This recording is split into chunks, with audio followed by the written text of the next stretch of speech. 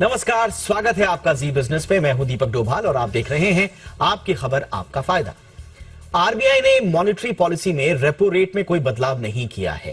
पहले से ही महंगे कर्ज का बोझ ढो रहे लोगों के लिए ये एक राहत की बात है। हालांकि आरबीआई ने माना है कि कोर महंगाई दर और ग्लोबल चुनौतियां चिंता का कारण बनी हुई हैं। आज हम इसी पर चर्चा करेंगे, समझेंगे कि रेपो रेट के स्थिर रखने की वजह क्या रही, ये सरप्राइज क्या कहता है। सारे प्रेडिक्शंस यही कह रहे थे कि कम से कम 25 बेसिस पॉइंट बढ़ाएगा आरबीआई, लेकिन आरबीआई ने ऐसा नहीं किया, वो भी सर्वसम्मति से। 6 के 6 जो सदस्य हैं मॉनेटरी पॉलिसी कमेटी के, सबने एक राय से इस फैसले को लिया। तो इससे आम आदमी को कितनी राहत मिलेगी, ग्रोथ पर किसका क्या असर पड़ेगा, महंगाई की स्थिति क्या रहने वाली है इस फैसले के बाद, करेंगे खास मेहमानों के साथ चर्चा। लेकिन सबसे पहले ये रिपोर्ट।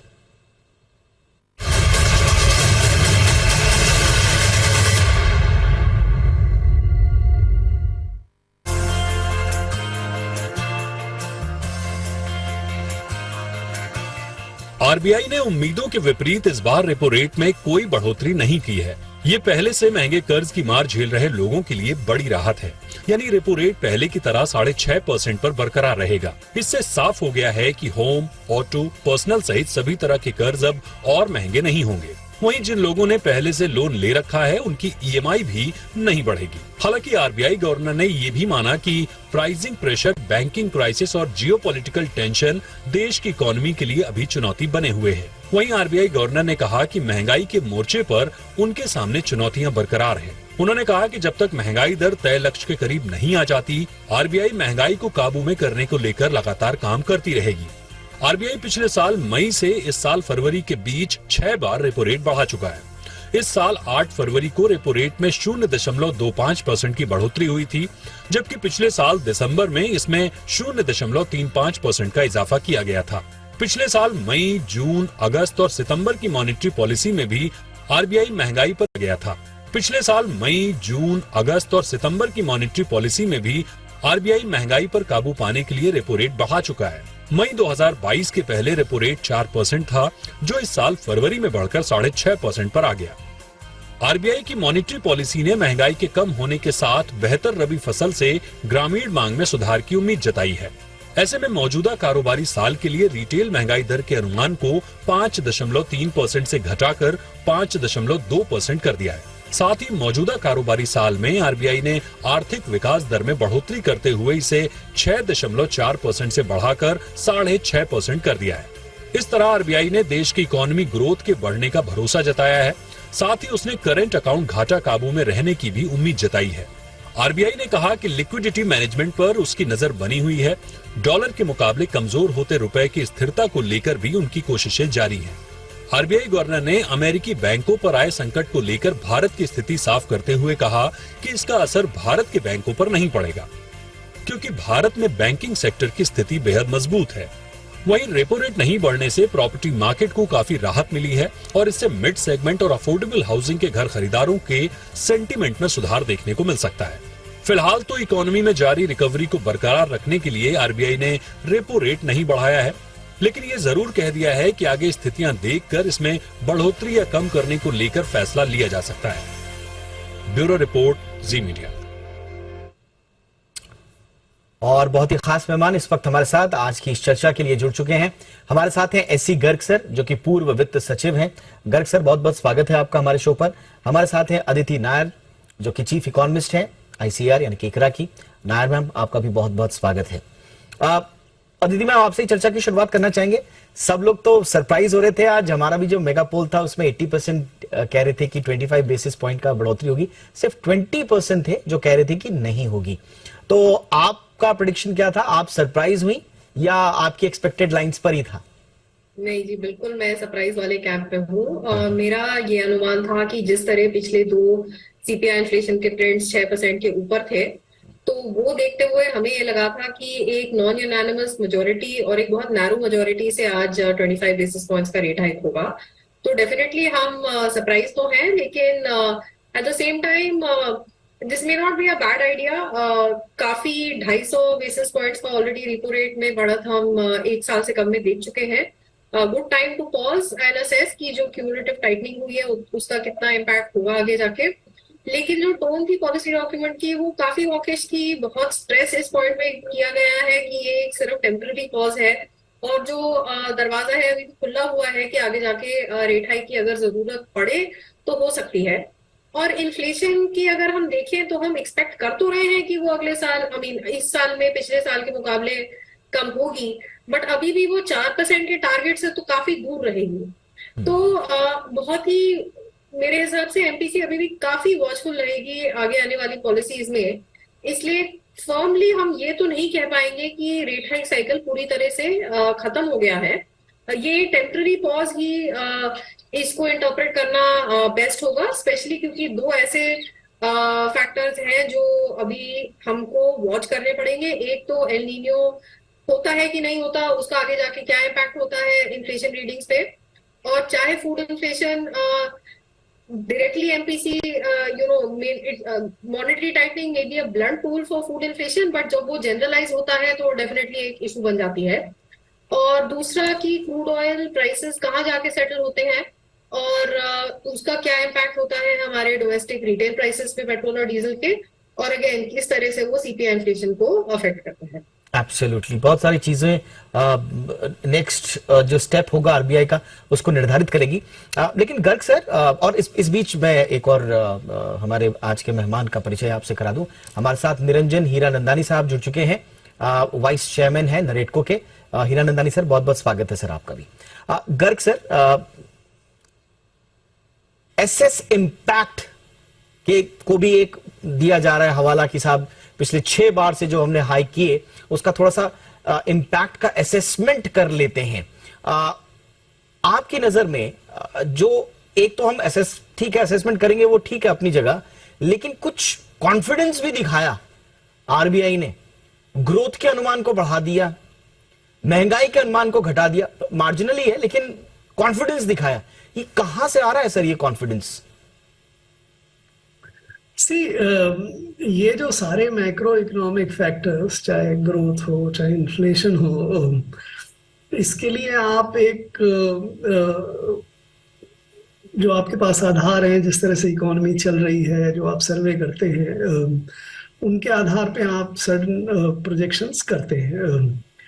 अब ये इन्फ्लेशन में जैसे मैं पहले भी कहता रहा हूँ, हम लोग कंज्यूमर प्राइस इंडेक्स को टारगेट करते हैं, उसके हिसाब से इन्फ्लेशन मैनेजमेंट करते हैं।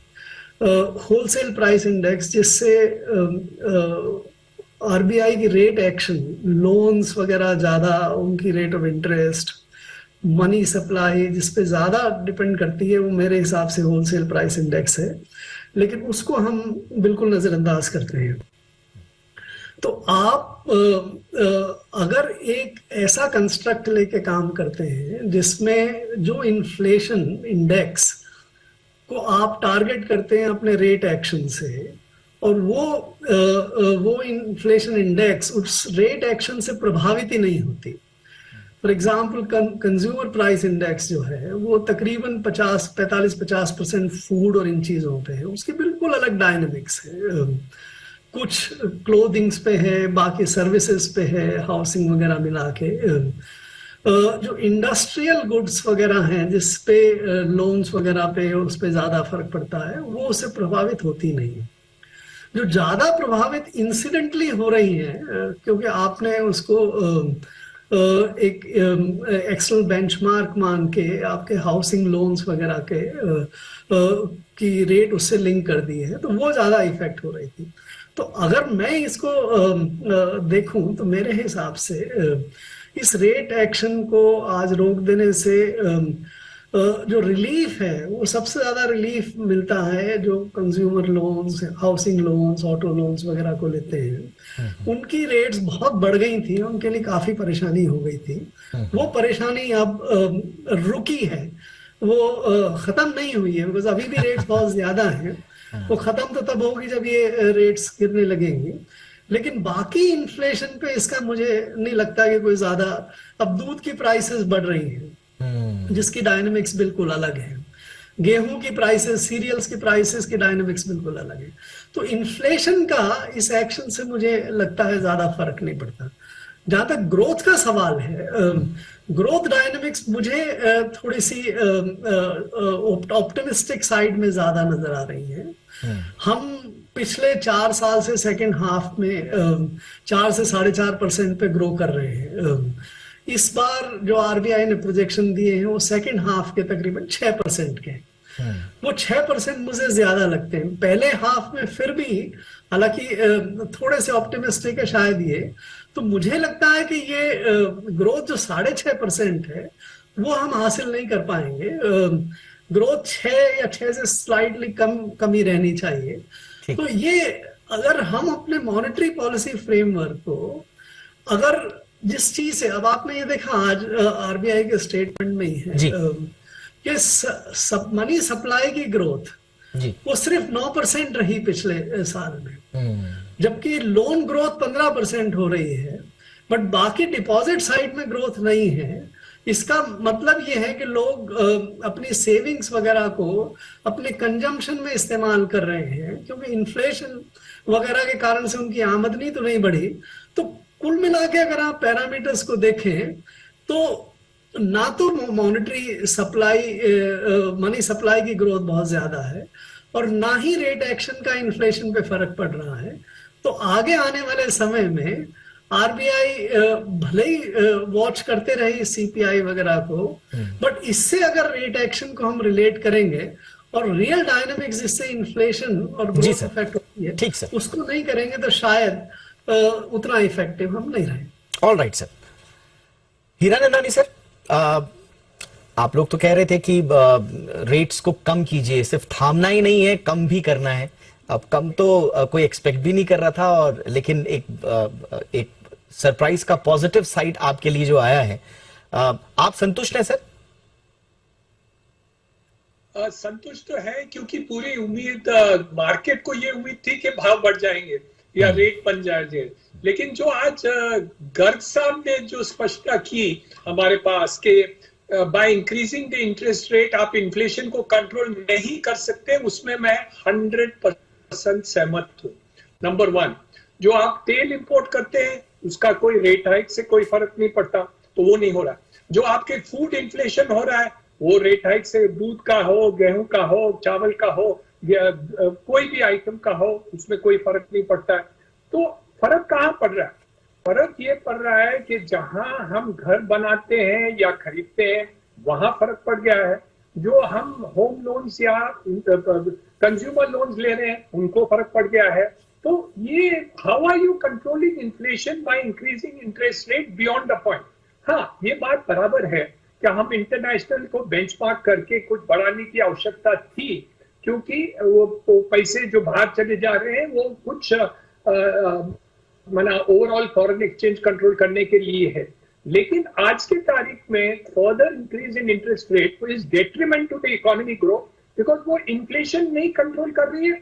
और जैसे गर्ग साहब ने कहा, इसको we have to look at the positive side of GDP growth. हम जो ग्रोथ किया है वो लोन्स में ग्रोथ हुआ है, वो देखिए हाउसिंग सेक्टर में क्या हुआ। आज की तारीख में हिस्ट्री में ऐसे कभी नहीं हुआ कि होम लोन्स जो है मिडिल इनकम और हायर इनकम या एक्सपेंसिव हाउसेस के ऊपर बढ़ोतरी ज्यादा हो और अफोर्डेबल हाउसिंग में कम हो। और जो लोन ले लिए हैं पहले के, जो इसकी ईएमआई आज की तारीख में है वो 20-25% बढ़ गया। तो आप सोचिए, जिसका पहले 25,000 रुपया ईएमआई था, आज लगभग 40,000 रुपया वो दे रहे हैं। तो उसको कैसे सहन होगा? So you are in fact doing contrary. Number 2, जो कैपिटल एक्सपेंडिचर कर रहे हैं, इंडस्ट्री को एक्सपैंड कर रहे हैं, उनको वो कैपेक्स करना नहीं चाहते हैं, क्योंकि कैपेक्स वो करने को जाएंगे तो वो ब्याज का कैलकुलेशन करना है, तो वो कैपेक्स नहीं हो रहा है। तो ओवरऑल आप देखा जाएगा बियॉन्ड द पॉइंट, आप अमेरिका को कॉपी करने को जाएंगे, ब्याज बढ़ा दो तो उनको तो प्रॉब्लम नहीं है कि उनकी एम्प्लॉयमेंट कम हो जाए तो सोशल सिक्योरिटी सरकार दे सकती है। हमारे देश में एम्प्लॉयमेंट बढ़ जाए तो हमारे वैसे ही पर कैपिटा इनकम बांग्लादेश से भी कम है और अनएम्प्लॉयमेंट आप क्रिएट करेंगे। मेरे अंदाज से जो फर्दर इंक्रीज इन जो ब्याज है वो गलत है। नंबर 2, साहब तो गर्ग साहब फाइनेंस सेक्रेटरी रह चुके हैं, तो हमारे एक सुझाव है सरकार को, जो आज की सरकार को है, कि उनको फिस्कल इंटरवेंशन करने की आवश्यकता है। जैसे आप तेल इंपोर्ट करते हैं, उसके ऊपर जो टैक्सेस है वो कम कर दें, तो मेरे अंदाज से इन्फ्लेशन कंट्रोल हो सके। तो मॉनेटरी इंटरवेंशन आरबीआई का, उसके पास एक लिमिटेशन है इन्फ्लेशन कंट्रोल करने में, और हमें ज्यादातर फिस्कल इंटरवेंशन करने की आवश्यकता है। गर्ग साहब ज्यादा हमको समझा सकते हैं। ठीक है सर, बिल्कुल सर, इस पे हम थोड़ा सा चर्चा करेंगे, बड़ा दिलचस्प है। लेकिन ओवरऑल जो रियल एस्टेट के लिए कहा जा रहा है, इनफैक्ट एसोचैम का भी ये कहना था कि भाई अगर आपको रियल एस्टेट और ऑटो सेक्टर को एक अच्छा संदेश देना है तो आपको तुरंत रेट हाइक रोकना पड़ेगा, ताकि वहां पर एक पॉजिटिव सेंटिमेंट पैदा हो। तो सरकार ने तो वैसा किया है, लेकिन जैसा कहा जा रहा है कि ये सिर्फ पॉज है, ये फुल स्टॉप नहीं है। तो अगर सिर्फ पॉज है और ओपन रखा है अपनी सारी चीजों को कि कभी भी बढ़ा, इनफैक्ट कई अर्थशास्त्री तो ये भी कह रहे हैं कि अगली पॉलिसी से पहले ही बीच में रेट हाइक हो सकता है। तो फिर सारी कवायद का फिर फायदा क्या है, क्या मैसेजिंग है सरकार की, ये थोड़ा सा समझ में आ नहीं रहा है। कोशिश करेंगे हमारे मेहमानों से समझने की एक छोटे से ब्रेक के बाद।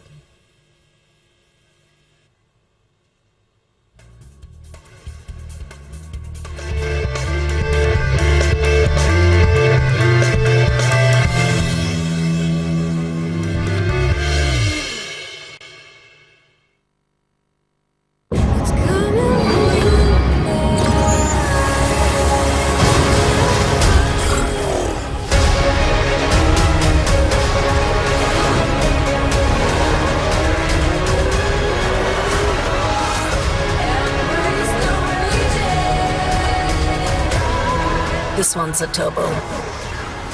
1.5? Nice. The all-new Hyundai Verna. Futuristic, ferocious. Gallant advance TMT सरिया, इसकी ताकत बने घर की ढाल और इसकी फ्लेक्सिबिलिटी रखे घर को सॉलिड सालों साल। गैलेंट एडवांस TMT सरिया, निर्माण का रियल हीरो।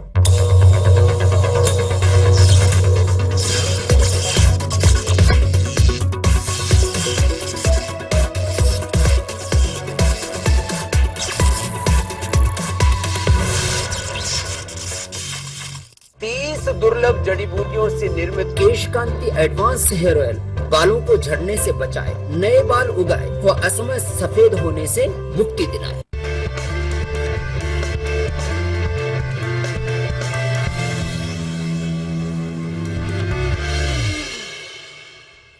ब्रेक के बाद आपका स्वागत है। अदिति मैम, जैसा कि सरकार नहीं, आरबीआई खुद आज कंसर्न थे, गवर्नर साहब ग्रोथ को लेकर, कंजम्पशन को लेकर, प्राइवेट इन्वेस्टमेंट्स को लेकर, कोर इन्फ्लेशन को लेकर भी आज चिंता जाहिर की गई है, और हम जानते हैं कि वो एक बड़ा पेन पॉइंट हमारा बना हुआ है। उसके क्रूड भी जो है वो तेजी से भागा है, और अभी आप जानते हैं ओपेक प्लस के जो अनाउंसमेंट्स हुए हैं उसके बाद क्रूड का क्या हाल है। तो हम इतने आशंकाओं के बावजूद अपने ग्रोथ अनुमान को बढ़ा रहे हैं। ये मैम लगता है आपको कि इतना ग्रोथ हम ले पाएंगे? अनुमान हर कोई कह रहा था कि ग्रोथ अनुमान को घटाया जाएगा, महंगाई के अनुमानों को बढ़ाया जाएगा जिस तरह की मौजूदा परिस्थितियां हैं, लेकिन महंगाई के अनुमान को घटाया जा रहा है, ग्रोथ अनुमान को बढ़ाया जा रहा है। तो ऐसे में लगता है मैम आपको कि बहुत जल्दी आरबीआई रेट हाइक पर अपना फैसला नहीं बदलेगी, इसकी कोई संभावना? देखिए, ग्रोथ अनुमान पे मैं गर्ग साहब के साथ काफी सहमत हूँ। हमारा जो फोरकास्ट है इकरा पे FY24 की ग्रोथ का वो 6% का है, और हमारे H1 के अनुमान लगभग MPC से मिलते जुलते हैं। हम H2 के अनुमान पे ही डिफर कर रहे हैं MPC के साथ, और डेफिनेटली हमें वो वाले जो H2 के एस्टिमेट्स हैं वो थोड़े ऑप्टिमिस्टिक लग रहे हैं। H1 में वन ऑफ द रीजंस की ग्रोथ ऑप्टिकली हाई दिखेगी वो इसलिए है क्योंकि पिछले साल Q1 में पर्टिकुलरली सर्विसेज की रिकवरी शुरू ही हुई थी। तो सर्विसेज में अभी भी जो कंटिन्यूड रिकवरी है उसकी वजह से एक तो Q1 में हमें अच्छी ग्रोथ सर्विस सेक्टर में देखने को मिलेगी, और दूसरा फैक्टर ये है कि पिछले साल कमोडिटी प्राइसेस Q1 में पीक पे थे, और इस साल अभी जो Q1 शुरू हुआ है वो अब YOY पिछले साल से काफी कम है। तो मार्जिन्स पे प्रेशर थोड़ा इस क्वार्टर में पिछले साल के मुकाबले कम होना चाहिए। तो ये दो स्पेसिफिक फैक्टर्स हैं जिसकी वजह से हमें लग रहा है कि Q1 का ग्रोथ एक बार अच्छे से जरूर करेगा, लेकिन वो सस्टेन नहीं करेगा। और डेफिनेटली मैं कंप्लीटली गर्ग साहब से एग्री करती हूँ कि H2 का ग्रोथ फोरकास्ट मीट कर पाना चैलेंजिंग होगा। एक्सटर्नल एनवायरनमेंट इतनी जल्दी टर्न अराउंड होना अनलाइकली है। इसको मीट करने के लिए एक क्राइटेरिया हो सकता है, वो ये है कि जो कैपेक्स गवर्नमेंट ने बजट में अपना अनवील किया है वो बहुत ही तेजी से टेक ऑफ हो, और उसकी क्या लाइक्लीहुड है वो गर्ग साहब मुझसे बेटर आपको बता सकते हैं। तो वो मैं उनके लिए छोड़ देती हूँ। बिल्कुल बिल्कुल मैम। गर्ग सर, एक और चीज है, एक बहुत अच्छा मतलब सारे के सारे जो अनुमान थे वो यही जाहिर कर रहे थे कि 25 बेसिस पॉइंट तो बढ़ा देगी। अगर आप बढ़ाते तो कोई कुछ कहता भी नहीं।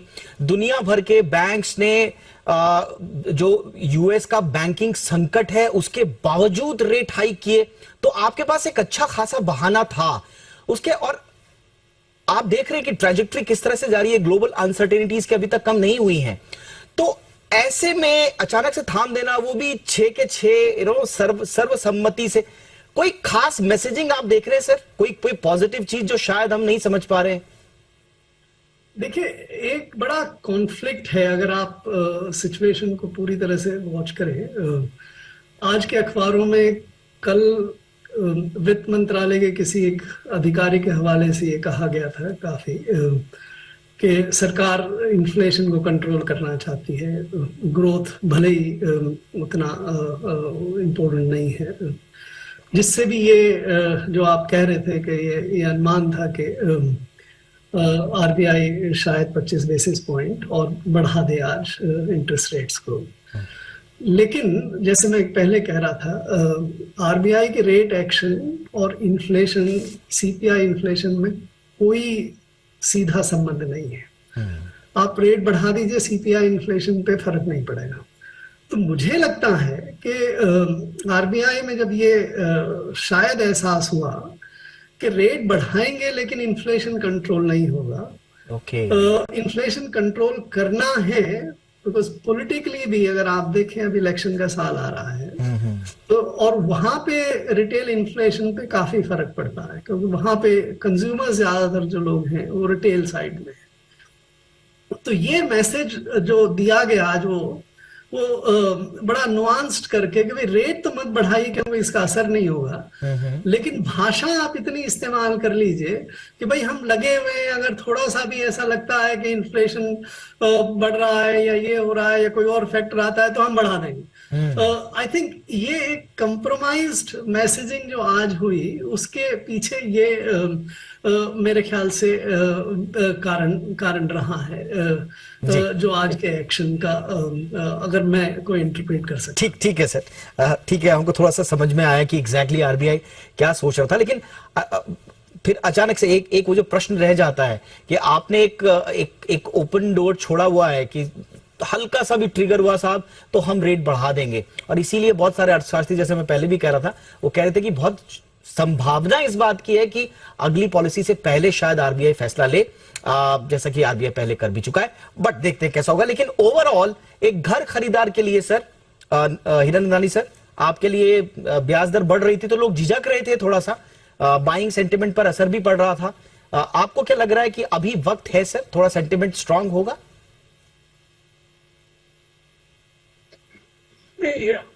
शॉर्ट टर्म में तो मैं देख रहा हूँ कि मिडिल इनकम हाउसिंग और हायर इनकम हाउसिंग हाउसिंग में जो नहीं किया जी, मुझे लगता है कि नेटवर्क का थोड़ा प्रॉब्लम आ रहा है। हिरनंदानी सर, आप मेरी आवाज सुन पा रहे हैं? मुझे लगता है थोड़ा सुनने में आ रहा है। जी हाँ सर, प्लीज कंटिन्यू सर। हाँ, तो मेन इश्यू क्या है कि लोग जो मार्जिनल बायर है उनको संकट आ रहा है। तो जो अफोर्डेबल हाउसिंग की क्षेत्र में चाहते हैं कि थोड़ा कुछ आगे बढ़ा गए और हम आगे खरीदे, तो उनको ये कठिनाई आ रही है। जो हाई इनकम हाउसिंग है वहां कोई परेशानी नहीं है, तो अफोर्डेबल सेक्टर में आरबीआई को, हाउसिंग फाइनेंस कंपनी को, बैंकों को कुछ ऐसे ईएमआई को अमेंड करना चाहिए कि कल आज कुछ ईएमआई कम कर दें और उसका एडजस्टमेंट अगले साल में करें जब ब्याज कम हो जाता है। क्योंकि आप जैसे गर्ग साहब ने कहा, ये इन्फ्लेशन जो है उनको, ये हाउस बायर, रिटेल लोन उनको फर्क पड़ रहा है। जो आज का फूड इन्फ्लेशन में आ रहा है उनको प्रॉब्लम आ रहा है, ये सब सेक्टर में आ रहा है। तो इसलिए आप कुछ भी करके सरकार को, बैंकों को, आरबीआई को रिटेल लोन्स के ऊपर कुछ करने की जरूरत है। जी हाँ, चेंजेस ऑफ इंटरेस्ट रेट करना है ओवरऑल। बिल्कुल। और इसीलिए आपने सजेस्ट किया शुरुआत में भी अपने रिमार्क के कि आप मॉनिटरी इंटरवेंशन तो करेंगे लेकिन आपको फिस्कल इंटरवेंशन करने की भी आवश्यकता है ताकि ओवरऑल जो ग्राउंड से सेंटिमेंट है उसमें एक पॉजिटिविटी आ सके।